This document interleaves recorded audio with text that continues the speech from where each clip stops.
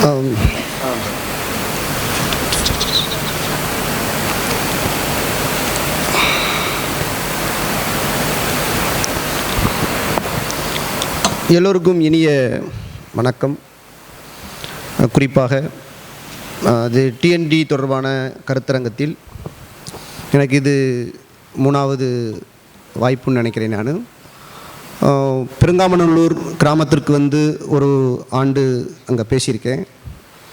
அதற்கு அடுத்ததாக இது போன்றான கருத்தரங்குகளில் தொடர்ச்சியாக என் சார்ந்த அரசியலை அல்லது என் சார்ந்த வேலைப்பாடுகளை பேசுவதற்கான வாய்ப்பு எனக்கு தொடர்ச்சியாக வழங்கப்பட்டிருக்கிறது.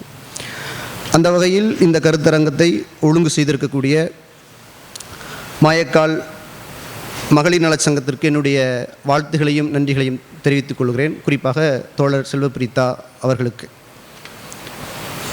நான் வந்து ஒரு தமிழ் பேராசிரியராக மதுரை அமெரிக்கன் கல்லூரியில் பணியாற்றி கொண்டிருந்தாலும் கூட தமிழ்நாட்டினுடைய கிராமங்களில் தமிழ்நாட்டில் இருக்கக்கூடிய சமூக அமைப்புகளை பற்றி உள்வாங்கக்கூடியவனாகவும் தொடர்ச்சியாக பயணிக்கக்கூடியவனாகவும் நான் இருக்கிறேன்.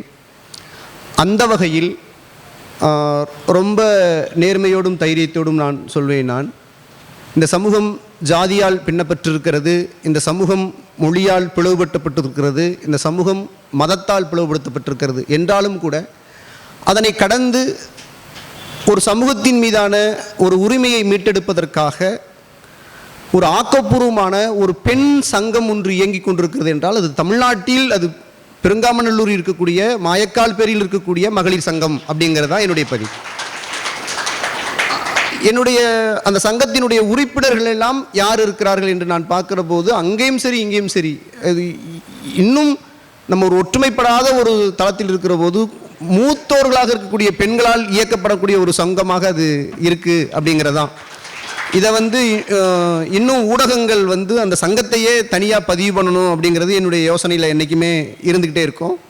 எல்லா தமிழ்நாட்டு கிராமங்களிலும் மகளிர் நலச்சங்கங்கள் இருக்கும். ஏதாவது ஒரு தொகையை வசூல் பண்ணுவாங்க, அப்படி போயிட்டுருக்குமே ஒழிய ஒரு அரசியல்படுத்தப்பட்ட சங்கமாக இயங்கி கொண்டிருப்பது இந்த சங்கம்தான். நண்பர்களே, இந்த அமர்வில் மிக முக்கியமான ஆளுமைகள் இருக்காங்க. எனக்கு குறிப்பாக ஐயா வி.சே. நவமணி ஐயா அவர்களை நான் ஊடகத்தின் வாயிலாக தொடர்பு கொள்கிறேன். நான் தொடர்ந்து பின்தொடர்றேன். நான் காரணம், ஒரு தமிழ்நாட்டின் மிக முக்கியமான ஒரு அரசியல் பங்களிப்பை வழங்கிய முத்துராமலிங்க தேவர் அவர்களை பற்றியான அரசியல் பற்றியான கருத்துரையை வெவ்வேறு தளங்களில் அவர் பகிர்ந்து வர்றார். அது சில மாய புனைவுகளுக்கு ஒரு விளக்கம் தருவதைப் போல இருக்குது. அது ரொம்ப முக்கியமான உரையாடல் எனக்கு தேவைன்னு நினைக்கிறேன். அது ஜாதி கடந்து நான் ஆக்கப்பூர்வமாக அவருடைய உரையாடலை நான் பார்க்குறேன். நான் அது ஏன்னா தேவர் மீது வைத்திருந்தக்கூடிய ஒரு பொது கருத்தியலை அது ஒரு அல்லது ஒரு பொய்மையை அது விளக்குவதற்கு அது பயன்படுகிறது அப்படிங்கிறது என்னுடைய பார்வை. நான் அவர்கிட்ட இன்ன வரைக்கும் பேசுனது கிடையாது. ஆனால் அவருடைய ஊடகங்களுடைய பேச்சை நான் ரொம்ப தெளிவாக உள்வாங்கிட்டு வர்றேன். நான் அதற்கு பிறகான முக்கியமான ஆளுமைகள் உரையாற்றியிருக்காங்க.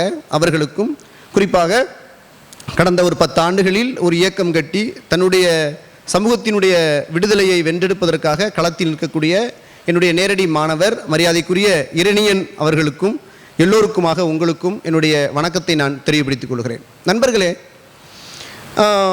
ஒரு விஷயம் எனக்கு இந்த இடத்துல பதிவு பண்ணால் என்னுடைய வேலையோடு சரியாக இருக்கும்னு நான் நினைக்கிறேன். நான் என்னன்னு கேட்டோம்னா, பிரான்மலை கள்ளர்கள் உள்ளிட்ட அல்லது கள்ளர்கள் உள்ளிட்ட பிற குடிகளுக்கு ஒரு காலகட்டத்தில் குற்ற பழங்குடிகளாக அடிமைப்படுத்தப்பட்டார்கள், ஒடுக்கப்பட்டார்கள்.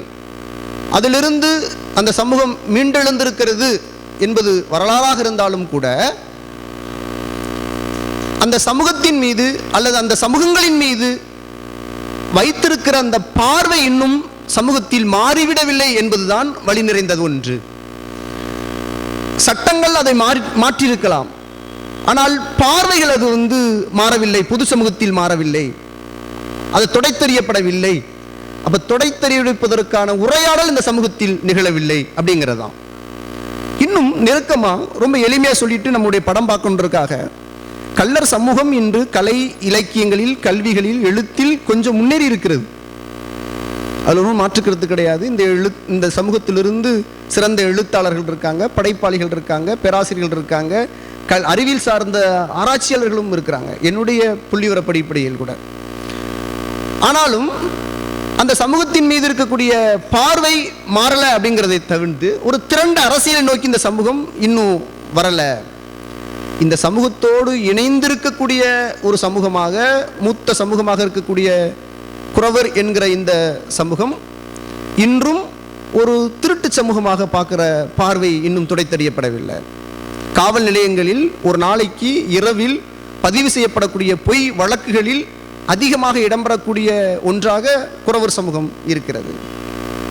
அப்ப குறவர் சமூகத்தின் மீது சுமத்துகிற பார்வை அது திருட்டு சமூகம் என்கிற பார்வை. அப்ப இந்த திருட்டு சமூகத்தின் மீதான பார்வை ஒரு காலகட்டத்தில் எல்லா சமூகங்களின் மீதும் இருந்தது. அப்ப பொது புத்தி யோசனை, இந்த சமூகங்கள் இப்படித்தான் இருக்கும் சொல்ற யோசனை இருக்குல்ல, அதை மாற்றணும். அப்போ அவங்களுக்கு முதலில் இந்த 21ஆம் நூற்றாண்டில் மனித உரிமை கிடைக்கணும் அப்படிங்கிறதான். அப்ப இந்த இந்த இந்த கருத்தரங்கமோ அல்லது மாயக்கால் சங்கமோ அல்லது ஒட்டுமொத்தமோ நீங்களோ நாங்களோ நாம் பேசிக்கொண்டிருப்பது எதற்காக என்று சொன்னால், இந்த சமூகத்தின் மீதான பொது பார்வையை மாற்றணும், எல்லோருக்கும் உரிமை கிடைக்கணும் அப்படிங்கிறதான். இந்த தளத்தில் தமிழ்நாட்டிற்குள் ஏதோ ஒரு காலகட்டத்தில் இந்த தமிழ் நிலத்திற்குள் வந்து குடியேறிகளாக இருக்கக்கூடிய நாடோடிகளுக்கு இந்த சமூகத்தின் மீதான எந்த அளவிற்கு அவலம் இருக்கிறதோ அதை விட கொடூரமான அவலங்கள் அந்த சமூகத்துக்கு இருக்கு. குறிப்பாக நான் சார்ந்திருக்கிற என்னுடைய ஊடகம் பஃபூன் ஊடகம் எதை கவனப்படுத்துகிறது என்று சொன்னால், உதிரிகளினுடைய விடுதலையை பேசுவதற்கு முயற்சி பண்ணுறோம். நாடோடிகளாக அலைந்து திரைக்கூடிய சமூகத்திற்கும் பொது சமூகத்தை போலான ஒரு உரிமைகள் கிடைக்கப்பட வேண்டும் என்பதுதான். இப்ப இந்த சமூகத்திற்கு எந்தெந்த பெயர்கள்லாம் ஒரு காலகட்டத்தில் வழங்கப்பட்டு துடைத்தெறியப்பட்டதோ அதே சமூகத்தின் பெயரால் அவர்கள் ஒடுக்கப்பட்டுக் கொண்டிருக்கிறார்கள். சாட்டியடிக்காரர்கள் இருக்கிறார்கள். நாம் சாட்டியடிக்காரர்களை என்னவாக பார்க்கிறோம் அப்படிங்கிறது ஒரு பார்வை இருக்கு. இப்போ இந்த இடத்துல தான் வனவியல் கட்சியினுடைய தலைவர், நிறுவன தலைவர் இரணியனுக்கும் ஒரு சிறு முரண் வர்றதுக்கான வாய்ப்புகள் வரும். குறிப்பாக நரிக்குறவர் குறவர் முரண்பாடு இந்த தமிழ்நாட்டில் போய் கொண்டிருக்கிறது. அது அவர்கள் வென்றெடுக்க வேண்டிய ஒன்று. பொது தளத்தில் பேசிக்கொண்டிருக்கக்கூடிய எல்லோருமே, அவர் உட்பட, ஒரு மனித உரிமைக்காக நிற்கிறார். அந்த பெயர் மீட்பு என்பது அரசியல் மீட்பு, அதோடைய அஜெண்டா, அவங்க மீட்கணும். ஆனால் எங்களை போன்றவர்கள், நம்மை போன்றவர்கள் எந்த சமூகமாக இருந்தாலும் அங்கு உரிமை மறுக்கப்படக்கூடாது என்பதுதான். எந்த சமூகமாக இருந்தாலும் உரிமை மறுக்கப்படக்கூடாது. இப்போ குறவர் சமூகத்தின் மீது ஒரு குற்றப்பரம்பை பார்வை இருக்கு, கள்ளர் சமூகத்தின் மீது ஒரு குற்றப்பார்வை இருக்கு. அதே போலத்தான் தமிழ்நாட்டில் சமீபமாக சொல்லை அவர் விரும்பாவிட்டாலும் கூட புழக்கத்தில் இருக்கிற சொல் நரிக்குறவர் என்கிற அந்த சமூகத்தின் மீது அதிகமாக அவர்கள் தொழிலுக்கு போனதற்காக அடித்தே கொண்டிருக்காங்க. அது நடக்கிறது. அதே போல ஒவ்வொரு நாள் இரவும் காவல் நிலையத்தில் குறவர்கள் செத்துக் கொண்டிருக்கிறார்கள், சாட்டையடிக்காரர்களை அடித்துக் கொண்டிருக்கிறார்கள். அப்ப நம்ம சொல்றது என்ன இருக்கு? நம் இன விடுதலை அல்ல, ஒரு ஒடுக்கப்பட்ட சமூகத்தின் விடுதலையை நீங்களும் நாமுமாக பேச வேண்டிய கட்டாயத்தில் இருக்கிறோம். ஒரு காலகட்டத்தில் வரலாற்றில் ஒடுக்கப்பட்டவர்கள் கள்ளர்கள், அவர்கள்தான் இன்று இந்த உரிமையை பேசிக் கொண்டிருக்கிறார்கள் என்று சொன்னால், நீங்கள் எல்லோருக்குமாக சேர்ந்து நாம் பேச வேண்டிய ஒரு கட்டாயத்தில் நாம் இருக்கிறோம் அப்படிங்கிறதான் புள்ளி. அப்படி வந்தா தான் நாம் எல்லோருக்குமாக ஒரு முன்னோடியான ஒரு சமூகமாக, எல்லோரையும் வழிநடத்தக்கூடிய சமூகமாக இந்த கள்ளர் சமூகம் இருக்கும். தொடர்ச்சியாக களத்தில் போராடி கொண்டிருப்பதனுடைய நோக்கம் நிறைவடையும் என்கிற அடிப்படையில் நாங்கள் கவனம் செலுத்துவது இந்த உதிரிகளாக இருக்கக்கூடிய இந்த சமூகத்தினுடைய விடுதலையை நாங்கள் பேசிக்கொண்டிருக்கிறோம்.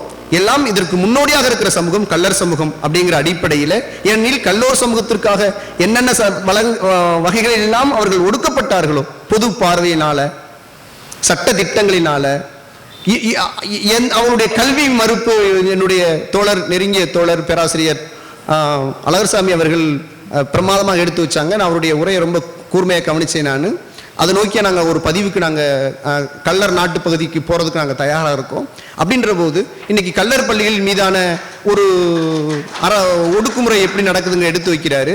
இப்போ கள்ளர்களுக்கு ஒரு காலகட்டத்தில் பள்ளிக்கூடம் வந்தது, அது கள்ளர்கள் பள்ளிகளை இன்றைக்கு அரசு சீர்படுத்த என்கிற நோக்கில் அது பறிக்க நினைக்கிறது என்கிற அஜெண்டாவாக இருந்தாலும் கூட, பள்ளிக்கூடங்களே இல்லாத, படிக்கவே போகாத சமூகங்களை நாம் என்ன செய்வது? அப்ப அவர்களை பற்றி நாம் ஒரு கவனத்துக்கு கொண்டு வரணுமே அப்படிங்கிறது தான் என்னுடைய அரசியலாக இருக்கிறது. அந்த வகையில் யாரெல்லாம் இந்த சமூகத்தில் உதிரிகளாக, ஒடுக்கப்பட்டவர்களாக, புறக்கணிக்கப்பட்டவர்களாக, குற்றப்பார்வையோடு பார்க்கப்பட்டார்களோ அவங்களுடைய விடுதலையை நாம் பேச வேண்டியது நம்முடைய கடமை அல்ல, அது ஒரு பொது சமூகத்தின் கடமை. அந்த கடமையிலிருந்து தான் மனிதகுல சமூகத்தினுடைய விடுதலையை நாம் பேசுகிறோம். அந்த வகையில் நாங்கள் எடுத்த படம்ங்கிறது நாடோடிகளின் தாளம் அப்படிங்கிறது. நாடோடிகளை பற்றி தமிழ்நாடு அரசு ஆதிதிராவிடர் மற்றும் பழங்குடியினர் சார்பாக, குறிப்பாக பழங்குடியினர் சார்பாக 1 லட்சம் ரூபாயை எங்களுக்கு வழங்கியது. அதன் அடிப்படையில் இந்த படம் எடுக்கப்பட்டிருக்கிறது. மாநில அரசினுடைய பார்வைக்கு போனதுக்கு பிற்பாடு சென்னையில் முதல் முறையாக அந்த பழங்குடி நல வாரியத்தினுடைய இயக்குனர் அவர்களின் முன்னால் திரையிடப்பட்ட இந்த படம் இப்போது தோழர்களினுடைய வேண்டுதலுக்கு இணங்க மாயக்கால் சங்கத்திற்காக திரும்பவும் இங்கு திரையிடப்படுகிறது. பாருங்க, நம்ம தொடர்ச்சியாக பேசலாம். இந்த வாய்ப்புக்கு எனக்கு நன்றி.